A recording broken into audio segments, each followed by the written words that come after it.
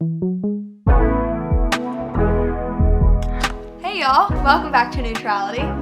I'm Freeman Voiles, and today we're going to be talking about, yet again, societal hypocrisy that I'm going to call out. I've just noticed that we are sexually regressive in a lot of ways, yet we're also way too hypersexual in other ways, and I'm just here to call this out because I hope that you have noticed it. If you haven't noticed it, I hope that you'll start noticing it. And I hope that we as a generation can really start to do something about it.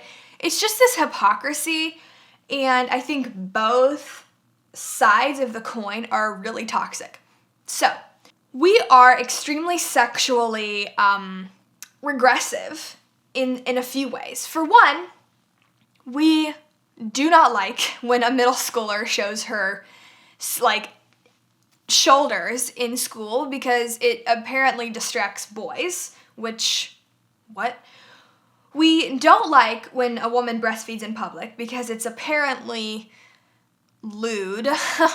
We don't like when, high school guys especially don't like when one of their guy friends has a girlfriend because it's seen as being a simp. Yet, that same high school guy can show his girlfriend's nudes to his friends, and somehow that's not a problem. We have no problem with the Hooters billboards depicting women's breasts, but we have a huge problem with the breastfeeding woman in public. We tell middle school girls and high school girls that her body, her choice, yet you can't wear spaghetti straps. It's just this weird hypocrisy happening in our society, and it really has to stop. We have no problem with these insane sex scenes happening in White Lotus, yet we get uncomfortable with the PDA that our grandparents who have been together for 50 years show in public. What's with this, guys? Ultimately, to be honest with you, going completely off script right now, I think it's our fear of sex. If sex has only been depicted in this one way, as an inflated, just crazy experience, then to see it in a situation that's not that, in a situation that's loving and joyful and celebrated in a good God-pleasing way, that's really scary, because ultimately something that's unfamiliar can be really scary. And I think that if we could normalize healthy sexual experiences like breastfeeding, which, by the way, if you go back to our sexuality topic, breastfeeding is sexuality. A woman expresses her sexuality by providing for her child. So, when I say sexuality, I don't just mean what are you attracted to? I mean the whole shebang of being male and female, which is everything you could imagine.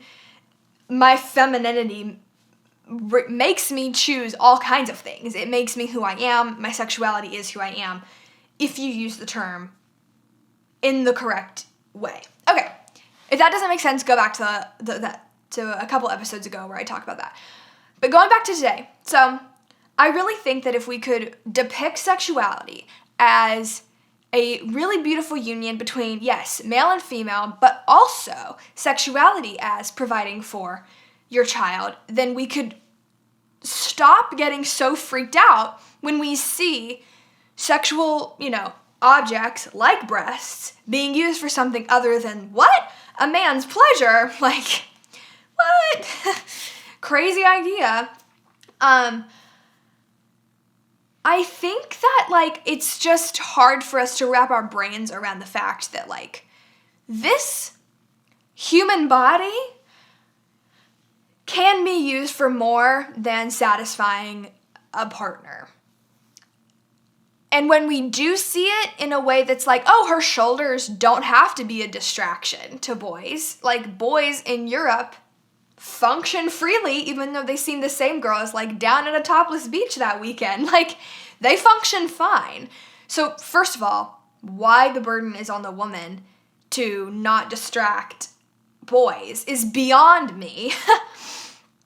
Again, I think that is a level of misogyny that we won't even get into right now, because hopefully if you're part of this space, I don't have to explain that to you. But it's just this weird dichotomy that I refuse to accept.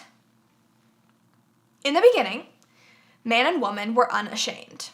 Like, when everything was perfect, when humans were both on earth and in a state of grace, they were unashamed. There was no objectification. How could you objectify someone without the stain of sin? How could you objectify someone if you never have considered that they could be an object, right? They lived in perfect harmony with one another, completely naked. Of course, sin did become a thing, and sin has now made it impossible for us to be unashamed. But isn't our purpose to go back to that state of grace with God and with one another? And of course, because of the stain of sin, I'm not advocating for you to just be unashamed willy-nilly, but I am saying that there is beauty in, saving all of that for that special person. And due to the stain of sin, that's a necessity, because especially if you're a woman, and definitely men too, you will be objectified if you are vulnerable with just anyone. And I hate that that's the reality that we're living in, but it's true. That said, my hypothesis is that if the theatrical, photoshopped, perverted, unrealistic sex that has been displayed in society, if it were to be replaced by realistic, God-pleasing portrayals of, the human body, human connection, sexual satisfaction, then I think the sin of lust would be severely diminished. What curiosity did? It killed the cat. So if we could go back to this, this is what, the body looks like. And instead of it being this mysterious, crazy thing for people to see, if it was this is human anatomy, this is what, a woman looks like naked, this is what a man looks like naked. If it were for educational purposes, to educate on how to view people from God's eyes, how to view people from the lens of you are beautifully made and everything about you is beautiful and you are a person deserving of dignity and love, then I really think we could have a much healthier society. And again, going off script, I really think that a lot of the issues we face are based on sexual confusion and sexual unsatisfaction. I just think, this sounds crazy, but if Hitler had a pleasing sex life,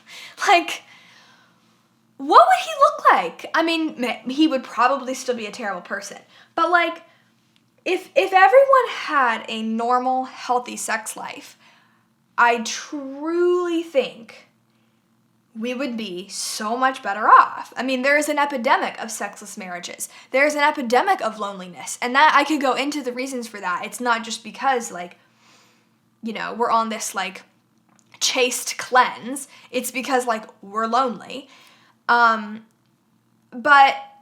I think that if we could just view sexuality as the healthy, God-pleasing thing that it was intended to be, we would see so much more love and tenderness and affection and union. There is something euphoric about sex.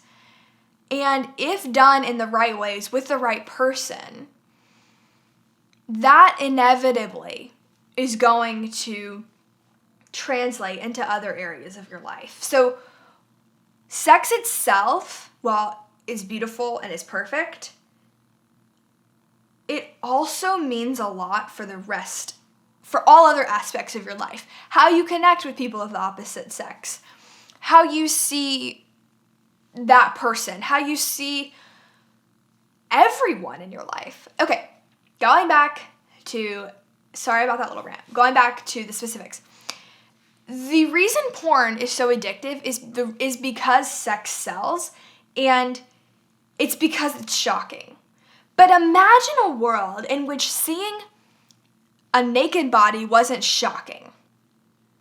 It wouldn't sell, right? Like, do you see what I'm saying? Obviously, like, I don't think we should ever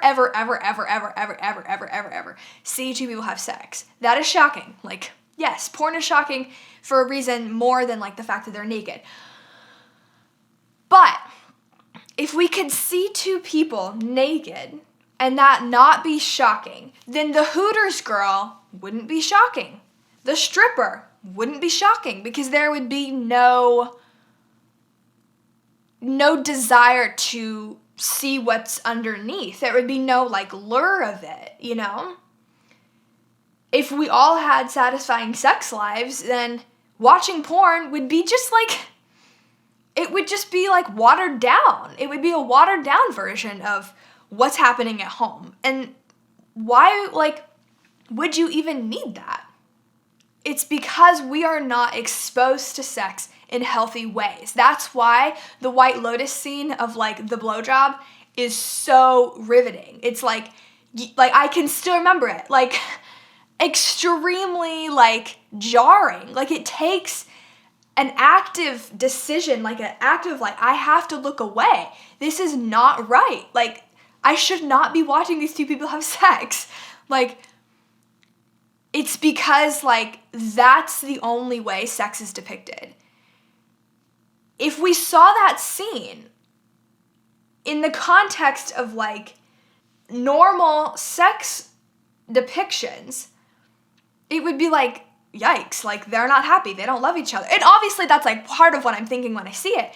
But like, the reason we're watching, like, the reason that like this sort of thing sells is because we are paralyzed to it.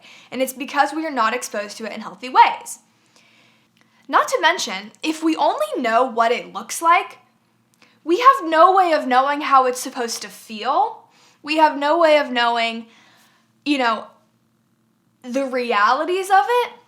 Like, we only know what it looks like from a third person perspective because that's the only way that we've seen it. What I mean by that is, like, when the big day finally arrives, we're underwhelmed, right? Because, like, it probably isn't as, like, wow, like, as the movies would have you think it is. Like, no, steam wasn't, like, pink in the shower and it didn't magically, like, not make you sweaty. Okay, I'm not gonna get into the details because, like, I'm still just, like, thinking of some of these, like, ridiculous scenes in movies where I'm like, who looks like that? Like, and then, like, that just sets us up for failure. I mean, if we see these, like, bodybuilders as, like, men and we see these, like, Barbies as women, like, I don't even need to explain to you how unrealistic that is. Like, we don't know that it's like, oh, like, you can laugh during sex. Like, you can giggle. You can pause. You can, like, you know, you don't have to, like, have this textbook, like, Hollywood film scene in order for it to be real, in order for it to be meaningful. And we wouldn't know how to understand what our body is saying, how to understand how we feel about it, how to communicate. Like, this is all the ways that, like, we're just sold short as a society, by society. And if you're, like, freaking out right now, it's probably because you haven't been exposed to sex in healthy ways. We're dealing with, like right now, as we speak, we're dealing with the effects of original sin, which is meant to paralyze us when we talk about God's message. Like, original sin wants you to become paralyzed when we talk about really meaningful things. It wants you, like, sin wants you to reject talking about this sort of thing. Like, sin wants you to continue on your path without giving it another thought. God's message is that sex with your spouse is the most heavenly experience. And it shouldn't be surprising that the enemy is trying to dull that. So when I say that we need to be depicting sex in healthy ways, I don't mean like go and watch like porn of any kind. Like, unfortunately, some people misunderstand, like, educate yourself as watch porn. And porn could not be farthest from education. Like, it is a complete lie. When I say that it's important to educate ourselves on human anatomy and the human experience, I'm not encouraging you to go to any kind of erotic sources. If something is meant to arouse you, no bueno. If it's meant to inform you, probably bueno. And that's why I would encourage us as Christians to be honest about this sort of thing, because if the only space that is educating people on sex are spaces like my college teacher who says porn is a great way of like helping with dysfunction, then that's the only place people are going to go. Christians need to be in spaces of educating about sex because we can't cede this to the other side. And, you know, leftists and secular people and atheists need to have a space that says you're right to say that, like, porn didn't help your dysfunction. You're right to say that hookup culture, like, isn't helping your soul. You're right to say that, like, you know, like, this is not empowering you, this lifestyle. We have to be in these spaces of sexually educating. And, I mean, I've got some experience at this point. So, like, I'm obviously not a sex therapist, but, like, I feel qualified to talk about healthy versus unhealthy, like, intra-marriage versus, like, out of marriage. I feel qualified because I have these experiences and I have no intention of sharing with you my personal experiences, but I will speak generally in order to educate. I do not intend to ever make anyone uncomfortable, but we have to start having these conversations or else we're ceding the conversation. I believe in cultivating a society that gets as close to the beginning as possible. In the beginning, we did not see each other as objects. Sex between lovers was private, but our bodies were not. Like, we did not, like, the next sin after the apple, after the fall of Adam and Eve, is being ashamed. They became ashamed of their nakedness, and they covered up because they were afraid and humiliated, and they did not want to be vulnerable. Being naked is vulnerability, people. Like, it is so vulnerable to be naked. That's why they're ashamed, because to be vulnerable is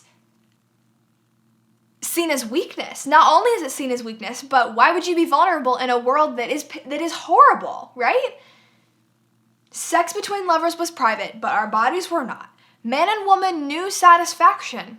They knew connection, and the act of sex was likely a form of prayer and worship. Like, they weren't stigmatized. They were not, but they also weren't, like, eroticized. It was just as natural as anything else.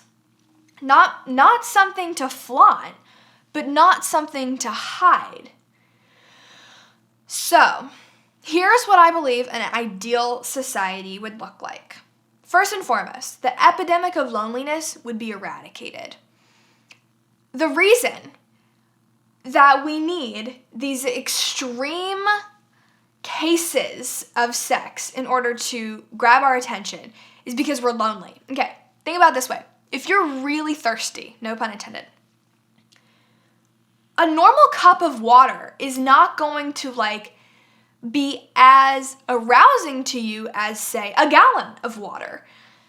So in a world that is extremely thirsty, we are going to be advertised to drink a gallon of water in one sitting instead of a healthy cup of water. Check in with yourself and have maybe another few sips, but like a gallon of water in one sitting is not healthy. I assume. I don't know. I mean, I'm just like trying to make this metaphor in my head. Like, in a world that is lonely, hyper connection, hypersexuality is going to be advertised because our loneliness is being exploited. And not to mention, like, loneliness has meant that, like, we have literally taken sex into our own hands. Literally. Instead of, being vulnerable and trying to connect with someone and risking, like, possible rejection, we would rather watch porn, hook up maybe, go to Hooters, go to strip clubs, buy dildos and other sorts of things in order to experience some level of physical satisfaction because we're lonely. Number 2, sex would no longer sell since we would already be satisfied.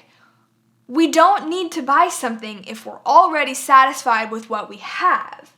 We would eliminate the billboards, the commercials, the posters, the ads, all depicting sex in some way. Even if it was like just to freaking sell a hamburger. Like, no, we wouldn't need it. It wouldn't sell. And I'm not saying like legally we would eradicate it. I'm saying it just wouldn't sell. Like, if someone was trying to sell me a sofa, I would be like, that's nice of you. Like, my sofa is actually beautiful. Like, it was actually low-key really expensive. Like, I love my sofa. I will plan to keep it for the rest of my life. It's durable. It's comfortable. Like, thanks, but no thanks. I don't need a new sofa. And number 3, we would redefine modesty. Unfortunately, like, I think modesty is associated with what women wear. And instead, the world would be indifferent on what women wear, and it would be more concerned, like, with her heart.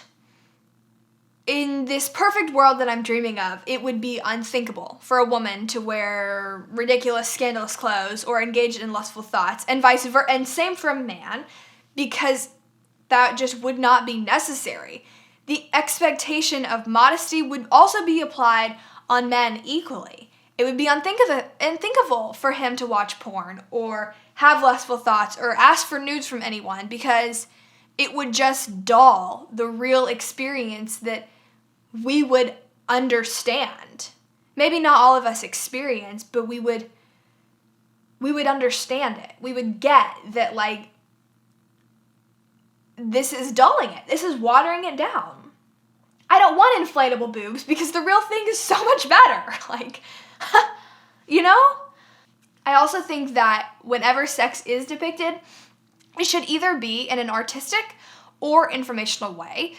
Anything else is dumb, and it would not like turn any of us on. It would not paralyze any of us. It would just be like weird, and it wouldn't do anything for us. I really think this would help too with the low levels of sexual satisfaction among sexually active women. I mean, no shock, but like men are pretty active, pretty healthy, like pretty satisfied, but less than half of sexually active women report being satisfied, if you catch my drift. And that's a problem, and that's because, like, I think partially because, well, there's a lot of things I would say are involved, but I think that's partially because of the ways that this dichotomy of she's expected to be extremely sexual, yet not at all a procreative human being. Like, pregnant women are considered, like, fat and gross. Like, that's not going to help women feel like they can be free in their sexuality. I think that if we could depict sex and motherhood and womanhood and masculinity and fatherhood as all one and the same, we would just be better off, y'all. we would just be better off. And I just think if we could take the scandal out of sex, we would actually become less sexual and more intimate. We would become less sexual. Well, I don't want to say sexual. We would become less sexy, like in the way the world means it. And there would be more lovemaking. Less sex in a transactional way. More lovemaking in a give and take kind of way. I hope some of this made sense. I'm still, if you can't tell, working on articulating myself.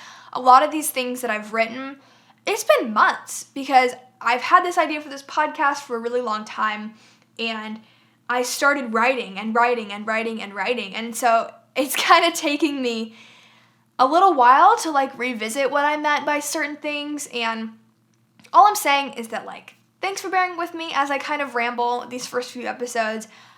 Hopefully I'll get my groove a little bit better, but I hope this made sense. This is going to kind of cover a lot of what we're going to be going into, really the rest of our lives, or at least the rest of Neutrality's life.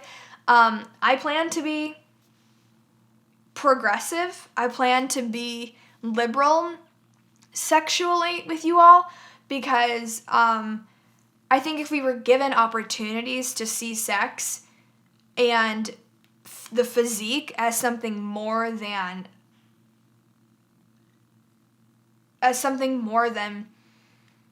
dirty or sensual, like maybe sensual is okay because there is obviously a beauty associated with the human physique, but less like scandalous. I really think like we could start to process what we're seeing and then like actually make changes based on that.